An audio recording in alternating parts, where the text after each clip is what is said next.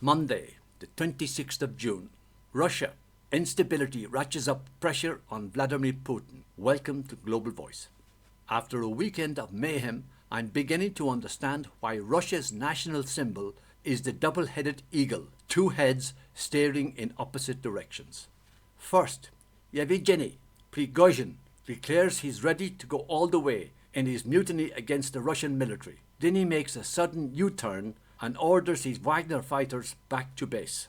In a TV address, President Vladimir Putin declares the rebellion a criminal adventure, a grievous crime, treason, blackmail and terrorism. Yet just a few hours later, as part of an agreement with Prigozhin, it's revealed that all criminal charges against the Wagner leader are being dropped.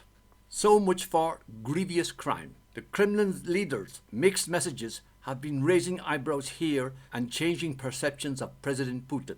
He definitely looks weaker, says Konstantin Rimchukov, owner and editor-in-chief of Nezavizyama Gazette. You can't make a public statement declaring people are criminals and then, on the same day, at the end of the day, let your press secretary disagree with you and say, no, those people haven't broken the criminal code. Russia's former Minister for Economic Development, Andrei Nechev, makes a similar point. In a post on social media, Mr. Nechev argues the law has lost all power. Even grievous crimes won't be punished due to political expediency. In the morning, you might be declared a traitor. In the evening, you can be forgiven and the criminal case against you dropped. The country is so clearly on the threshold of big change. Big change, bold prediction.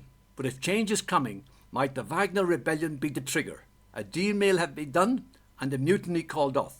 But the fact that the uprising happened on Mr. Putin's watch is embarrassing for the president, who is also commander-in-chief of the Russian armed forces.